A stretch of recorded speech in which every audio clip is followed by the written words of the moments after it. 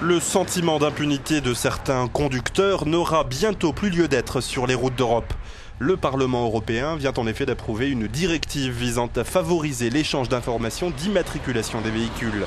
L'idée étant de sanctionner les automobilistes ayant commis des infractions dans un pays de l'Union autre que celui figurant sur la plaque d'immatriculation. Détail avec l'eurodéputé Inés Ayala Sender du Parti socialiste ouvrier espagnol, rapporteur du Parlement. N'importe quel citoyen européen en visite dans un autre pays et qui commet une infraction du code de la route peut rentrer dans son pays sans être inquiété s'il n'a pas été arrêté au moment de l'infraction. Celle-ci reste donc impunie puisqu'il n'existe pas à l'heure actuelle de système d'information et de coopération entre les polices pour les infractions au code de la route.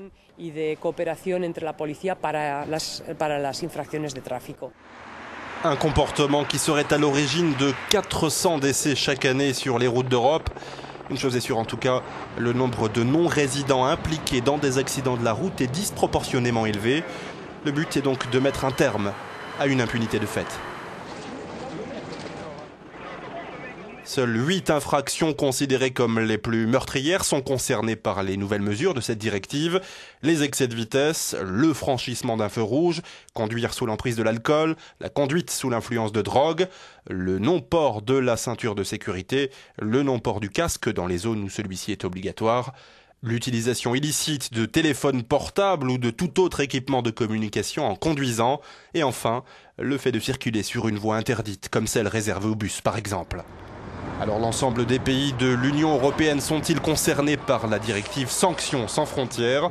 Oui, à l'exception de 3 États membres exemptés de l'appliquer.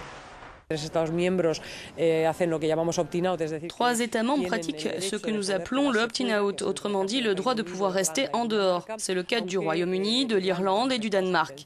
Même si l'Irlande a exprimé son intention de passer à l'opt-in, c'est-à-dire de faire partie de la norme, et que le Royaume-Uni en discute encore. L'État où l'infraction aura été commise adressera une demande d'information qui contiendra des données sur l'immatriculation relevée, l'heure, la date, le lieu et le type d'infraction. Quant à celui où a été immatriculé le véhicule, il s'engage à fournir toutes les données relatives au véhicule et à son titulaire.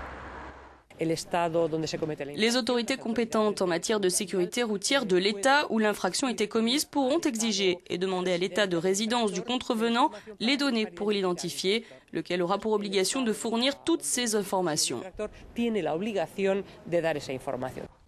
Vigilance donc, car d'ici 2 ans, commettre une de ces 8 infractions lors d'un voyage dans un autre pays de l'Union sera synonyme de lettre recommandée directement au domicile. Elle sera rédigée dans une langue que le contrevenant est en mesure de comprendre, mentionnera les détails de l'infraction et bien sûr la sanction correspondante.